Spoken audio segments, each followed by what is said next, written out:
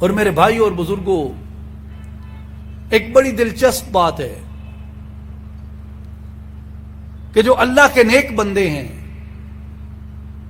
جو اللہ کے برگزیدہ بندے ہیں، جو اللہ کی محبت والے لوگ ہیں، اللہ کے راستے میں استقامت والے لوگ ہیں، ان کے ہونے کا انکار ابلیس نے بھی نہیں کیا۔ عجیب ایک دلچسپ بات ہے، قرآن مجید سے واضح ہوتی ہے کہ نیکوں کا انکار، اللہ والوں کا انکار، صالحین کا، اولیاء کا انکار، خدا کے برگزیدہ چنیدہ بندوں کا انکار ابلیس نے بھی نہیں کیا۔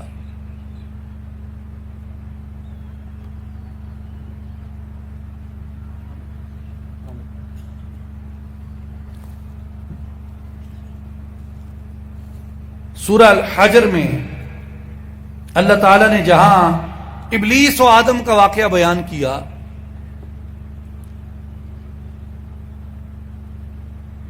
کہ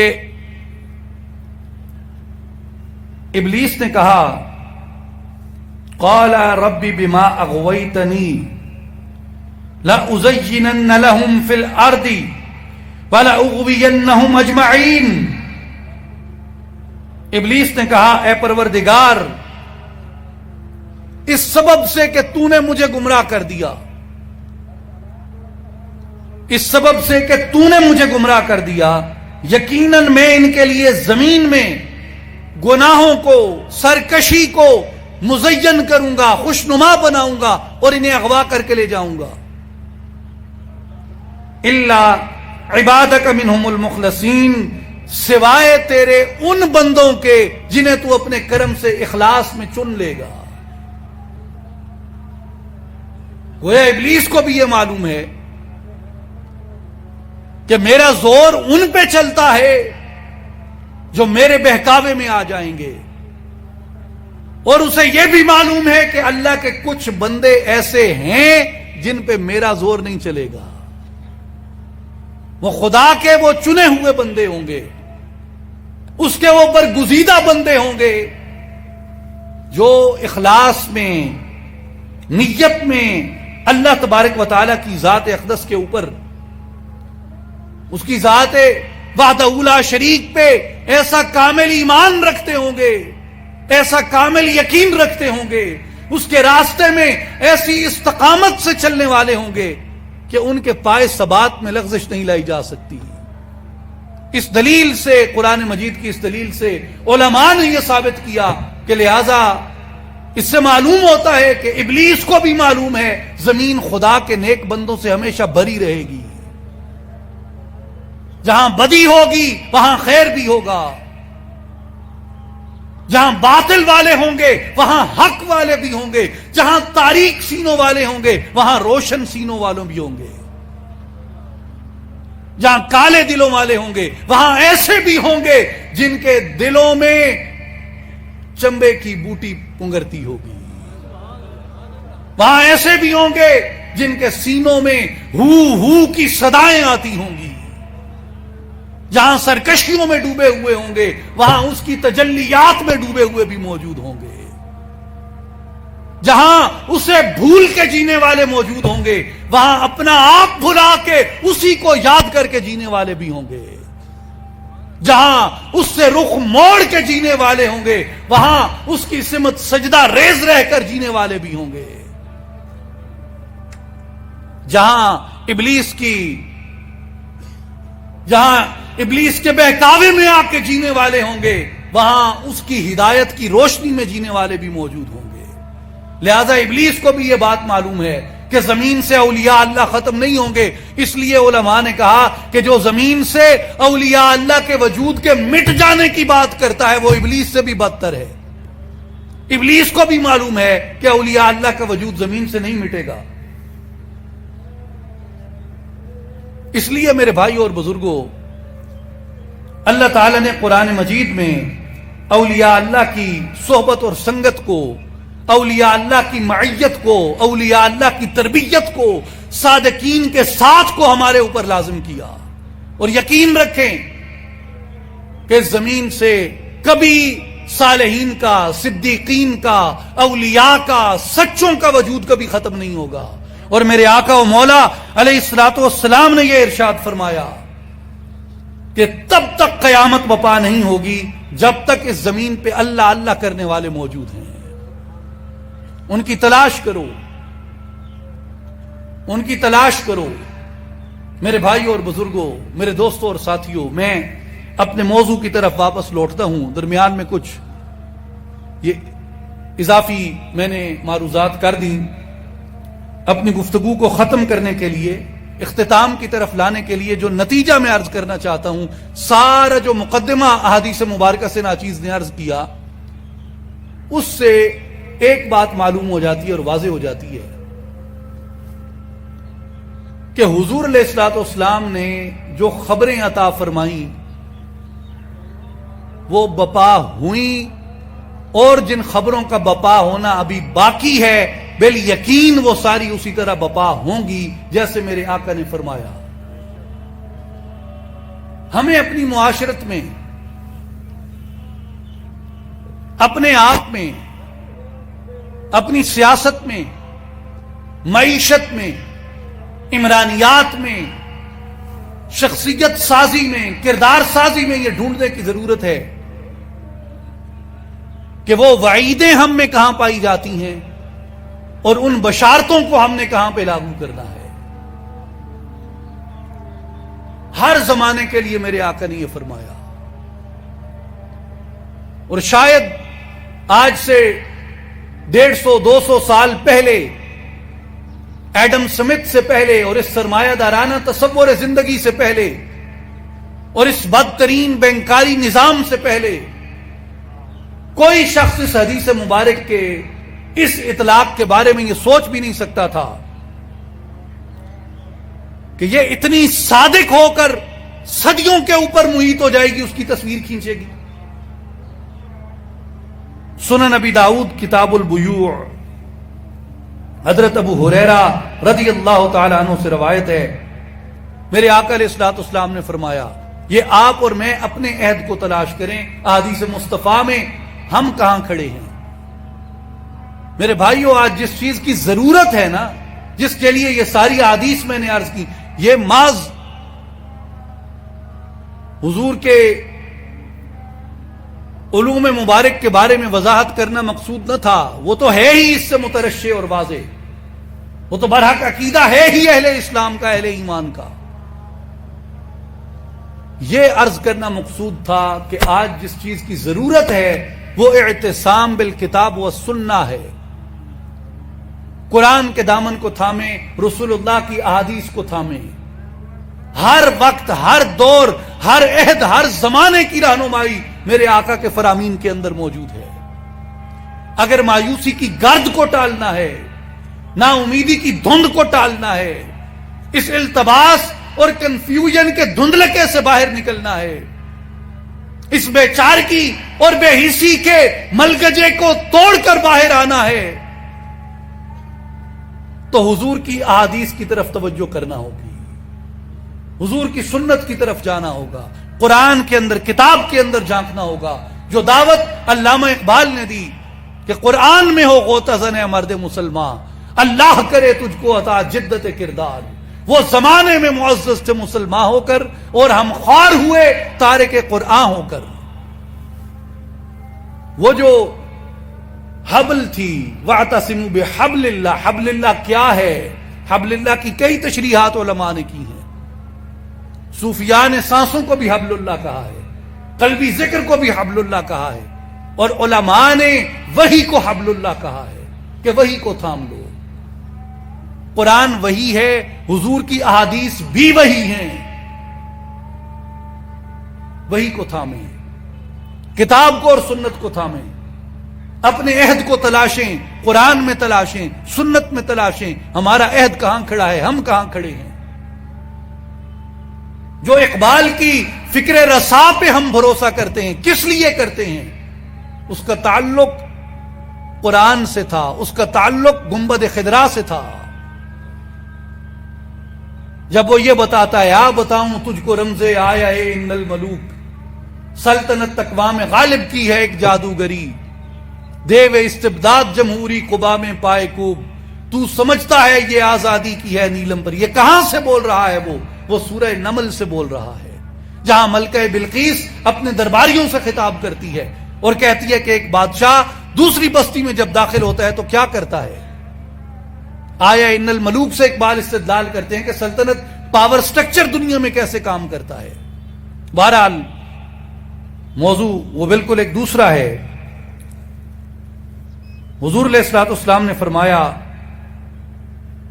لَيَأْتِيَنَّ عَلَى النَّاسِ زَمَانٌ، لوگوں پر ایک زمانہ آئے گا،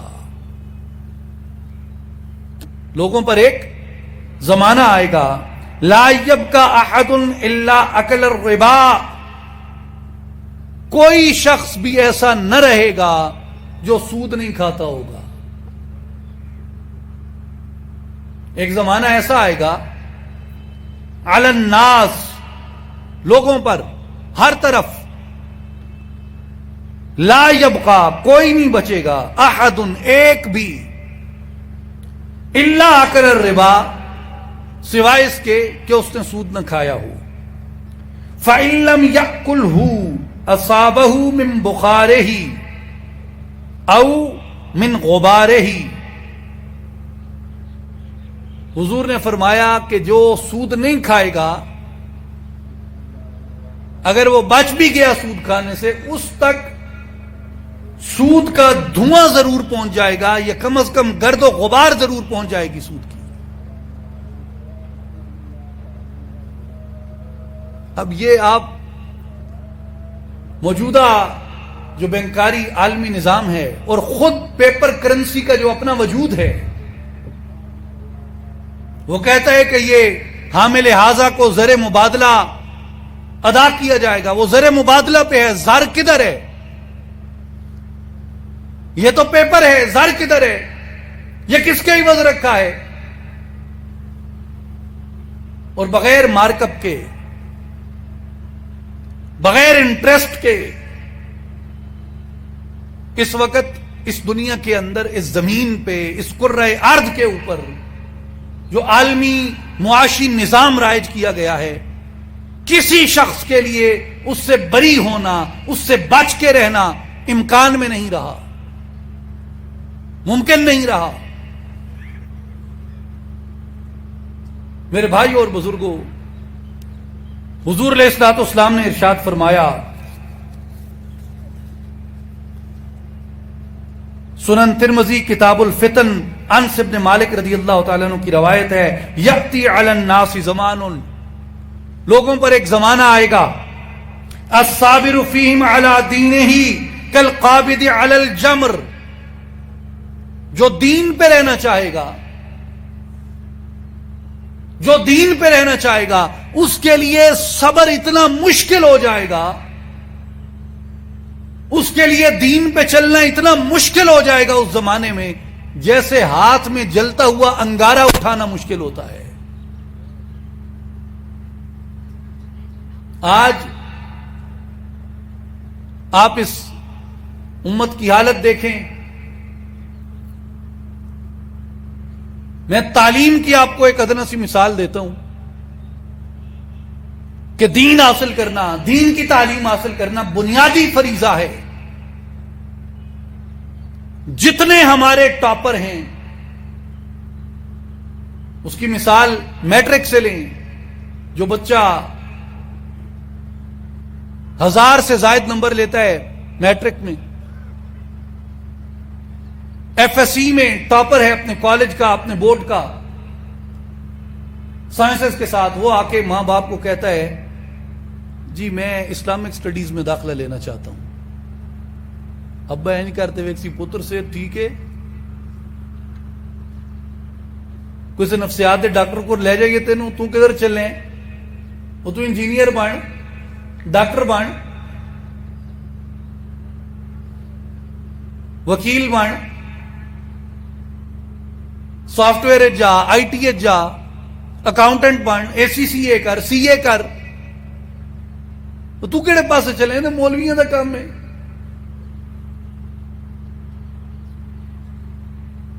نارملی آپ کسی کالج میں چلے جائیں، کسی یونیورسٹی میں چلے جائیں، اسلامک اسٹڈیز ڈپارٹمنٹ میں ایکسپشنز آر آلویز دیئر، استثناء ہر جگہ موجود ہوتا ہے، لیکن اکثریت جو اسلامک اسٹڈیز ڈپارٹمنٹ میں ایڈمیشن لیتے ہیں، آپ ان کی مارکس شیٹ چیک کریں، ان کا پریویس ریکارڈ کیا ہے،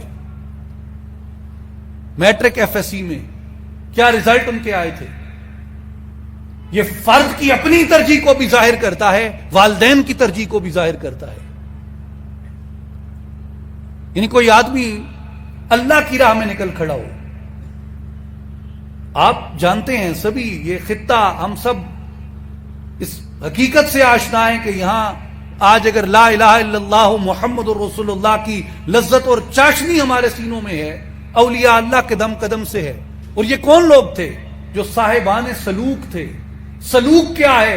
خدا کی راہ میں مجاہدے کرنا، اس کی تلاش و جستجو کرنا، آفاق کو کھنگالنا، انفس کو کھنگالنا، آفاق میں اس کی نشانیاں ڈھونڈنا، انفس میں اس کی نشانیاں ڈھونڈنا، آفاق میں علم کے ذریعے غور کرنا، انفس میں باطنی آنکھ کے ذریعے غور کرنا۔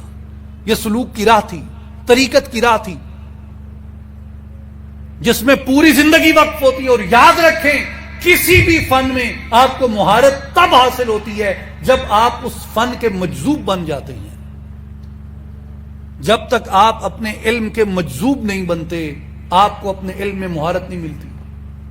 سائنس ہو، ڈاکٹری ہو، انجینئرنگ ہو، آئی ٹی ہو، اکاؤنٹ ہو، نوکری ہو، جاب ہے، کلرکی ہے، کچھ بھی ہے، جب تک آپ اپنے علم کے مجذوب نہیں ہیں، آپ اس کی کنہ تک نہیں پہنچ سکتے، انتہا تک نہیں پہنچ سکتے، سطح پہ رہیں گے، سرفیس پہ رہیں گے۔ آج اگر کوئی لڑکا کہے، کوئی بچہ کہے کہ جی میں سالک بننا چاہتا ہوں، خدا کی راہ میں جانا چاہتا ہوں، حضرت سلطان العارفین سلطان باہو رحمۃ اللہ علیہ کا طنز مجھے اکثر یاد آتا ہے کہ شریعت دے دروازے اچے، راہ فقر دا موری ہوں، عالم فاضل لنگن نہیں دیں دے، جو لنگے آسو چوری ہوں، پٹ پٹ اٹاں وٹے مارن درد منداں دے کھوری ہوں۔ وہ جانے نہیں دیتے، کہتے ہیں پاگل ہو گئے، ادھر کوئی سایہ پہ گیا، ادھر کوئی جن پہ گیا، نہیں کیا ہو گیا اسے؟ خدا کی راہ میں جانا چاہتا ہے۔ بھائی نشے میں گیا ہوا واپس آ جائے گا، سلوک میں گیا واپس نہیں آئے گا، ماں باپ کے کام کا نہیں رہے گا۔ وہ جہاز بن کے گلیوں میں پرواز کرتا پھرے، نالیوں پہ گرتا پھرے، وہ قبول ہے ماں باپ کو، سلک سلوک میں نہیں چلنے دیں گے۔ جڑا اس کمے پہ آ، وہ ساڈے کمے نہ رہا۔ میرے بھائیوں، یہ ہمارا عملی رویہ ہے۔ اس حدیث پاک میں غور کریں، یاتی علی الناس زمان الصابر فیہم علی دینہ کالقابض علی الجمر۔ دین پہ چلنے والے کے لیے اتنا مشکل ہو جائے گا اسی دین پہ چلنا، جتنا ہاتھ میں جلتا ہوا انگارہ لینا مشکل ہوتا ہے۔ میرے بھائیوں اور بزرگوں، آپ میں کون کون ہے جو سوشل میڈیا دیکھتا ہے؟ بلکہ سوال یوں کرنا چاہیے جو نہیں دیکھتا۔ ہر ایک دیکھتا ہے آج۔ آپ سوشل میڈیا پہ جو ہماری اجتماعی حالت ہے، سیاسی، دینی، مذہبی، سماجی، اسے اپنے مد نظر رکھیں، اور سیدنا علی کرم اللہ وجہ الکریم کی روایت کردہ اس حدیث مبارک پہ غور کریں۔ حضرت علی رضی اللہ تعالیٰ عنہ نے فرمایا کہ میں نے سنا رسول اللہ صلی اللہ علیہ وآلہ وسلم نے فرمایا وَلَعَنَ آخِرُ هَذِهِ الْأُمَّةِ أَوَّلَهَا، کہ اس امت کے آخری زمانوں میں آنے والے لوگ اول زمانوں کے لوگوں پہ تان کریں گے۔ آپ جائیں ذرا سوشل میڈیا کھولیں اور اس حدیث مبارک کو سامنے رکھ کے سرچنگ شروع کریں۔ جو بدترین فرقہ واریت اس سوشل میڈیا کے بعد شروع ہوئی، جو دشنام ترازی اکابر پہ، اسلاف پہ، اہل بیت اطہار پہ، خاندان نبوت پہ، صحابہ کرام پہ، اولیاء اور صالحین پہ، اس امت کی مسلمہ شخصیات پہ، محدثین پہ، مفسرین پہ، فقہاء پہ، امام ابو حنیفہ، مالک، شافعی، احمد پہ، متکلمین پہ، جنہوں نے الحاد کا کلا کما کیا، ابو الحسن اشعری پہ، ابو منصور ماتریدی پہ، امام غزالی پہ، باقلانی پہ، عمر النصفی پہ، تفتزانی پہ، جو تان ابھی شروع ہے، اولیاء پہ، یعنی جن کی شخصیات تربیت کے لیے، سلوک کے لیے، اعتدال کے لیے، تصفیہ قلب کے لیے، تزکیہ کے لیے امت میں مسلمہ تھی، جنید بغدادی، بایزید بستامی، عبد القادر گیلانی رحمت اللہ علیہ مجمعین، شیخ بہاؤالدین نقشبند رحمت اللہ علیہ، حضرت معین الدین اجمیری رحمت اللہ تعالی علیہ، شہاب الدین سہروردی رحمت اللہ علیہ۔ آج وَلَعْنَ آخِرُ هَذِهِ الْأُمَّةِ أَوَّلَهَا، امت کے آخر میں آنے والے لوگ اول زمانوں کے لوگوں پہ طعن کریں گے۔ آپ غور کریں گے، اس زمانے میں شاید لوگ یہ سوچ نہیں سکتے ہوں گے کہ ممبر و محراب پہ یہ ہوگا۔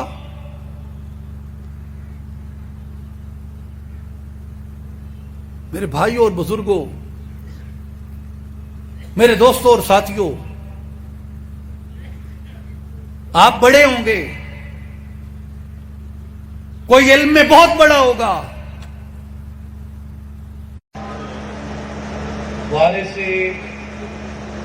میراث سلطان العارفین حضرت سفی سلطان باہو رحمۃ اللہ علیہ، حضرت سلطان محمد علی صاحب مسند صدارت پہ جلوہ فرما ہیں، اور آپ کی فیض سے، آپ کی توجہ سے یہ فیض کا، کرم کا، تربیت کا سلسلہ مبارک قائم ہے۔ میرے بھائیوں اور بزرگوں، یہ ہماری خوش نصیبی ہے کہ آپ کی صحبت میں ہم چند لمحے اس ذکر پاک کی سعادت حاصل کریں گے۔ آخری جو میں گزارش کر رہا تھا کہ آپ غور کریں، یہ کون لوگ ہیں جو ریلیجیس اتھارٹی اپنے ہاتھ میں رکھ کے دین کا یہ حکم لگاتے ہیں؟ ان کی علمی حیثیت کیا ہے؟ ان کے استدلال کی حیثیت کیا ہے؟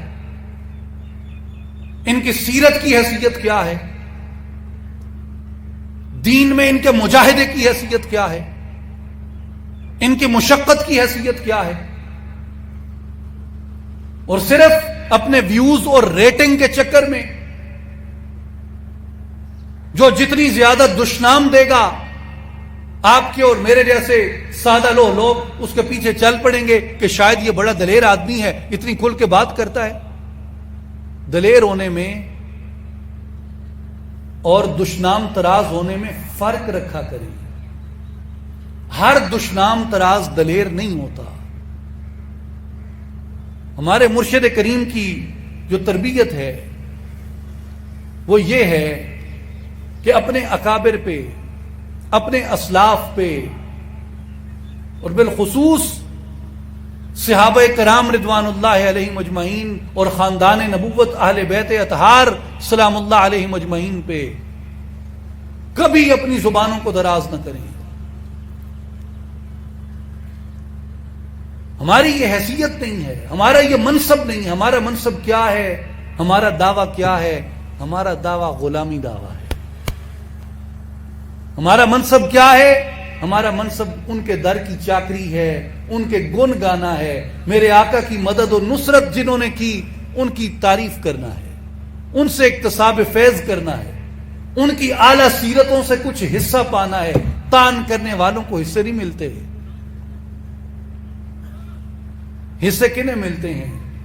تعریف کرنے والوں کو، چاکری کرنے والوں کو، ان کے در کی جاروب کشی کرنے والوں کو حصہ ملتا ہے۔ دوستو، عاجزی والوں کو حصہ ملتا ہے۔ متکبر کو کب حصہ ملا؟ کہاں ملا؟ عاجز کو حصہ ملتا ہے۔ مسکین کو حصہ ملتا ہے، ہاتھ جوڑنے والے کو حصہ ملتا ہے، جھک کے رہنے والے کو حصہ ملتا ہے، ادب ملحوظ خاطر رکھنے والے کو حصہ ملتا ہے، آکڑ کو حصہ نہیں ملتا۔ میرے بھائیوں اور بزرگوں، میرے دوستوں اور ساتھیوں، ہمارے مرشد کریم حضور حضرت سخی سلطان محمد علی صاحب، آپ کا یہی پیغام ہے کہ نبی پاک علیہ الصلوۃ والسلام کی سنت کو اپناؤ، اور حضور کی سنت کیا تھی؟ سلام اس پر کہ جس نے گالیاں سن کر دعائیں دی۔ لوگ اگر گالیاں دیں، اگر آپ حضور سے عشق کرتے ہیں تو یاد رکھیں گالی کے جواب میں دعا دیں۔ لوگ آپ پہ زبان دراز کریں، آپ اسے دعا دیں۔ لوگ تان کریں، آپ دعا دیں۔ لوگ لعنت کریں، آپ دعا دیں۔ لوگ بہتان لگائیں، آپ دعا دیں۔ کبھی دل دکھے تو یاد رکھیں اللہ کی صفت ہے عزیز انتقام، وہ زبردست انتقام لینے والا ہے۔ جو اپنا انتقام مولا کے سپرد کر دیتا ہے، اپنا انتقام اللہ کے سپرد کر دیتا ہے، اس کا انتقام کبھی خطا نہیں جاتا۔ جس نے غصے کا جواب غصے سے دے کے اپنا انتقام لے لیا، قدرت اس کا انتقام نہیں لیتی۔ قدرت اس کا انتقام لیتی ہے جو صبر اختیار کر کے اپنا انتقام مالک کے سپرد کر دیتا ہے۔ میرے بھائیوں اور بزرگوں، آئیں اس عاجزی کو اختیار کریں، آئیں اس زبان کی نرمی کو اختیار کریں، آئیں دعا کے فروغ کو اختیار کریں، آئیں لہجوں کی نرمی کو اختیار کریں، آئیں گالیوں پہ خاموشی کو اختیار کریں، الزامات پہ، بہتان ترازی پہ دعا کو اختیار کریں۔ یہ صالحین کا راستہ ہے، یہ صحابہ کا راستہ ہے، یہ اہل بیت کا راستہ ہے، یہ انبیاء کا راستہ ہے۔ اصلاحی جماعت کی یہی دعوت ہے کہ اس روحانی تربیت کے ذریعے جو بنیادی طور پہ ذکر سے پیدا ہوتی ہے، یہ کیفیت جو ہے نا، یہ واز سن کے، گفتگو سن کے ایک موٹیویشن ضرور آ جاتی ہے، مگر ہمیشہ یہ کیفیت کیسے رہتی ہے؟ ہمیشہ یہ کیفیت اس وقت رہتی ہے جسے حضرت سلطان باہو رحمۃ اللہ علیہ فرماتے ہیں، نال تصور اسم اللہ دے دم نو قید لگاویں۔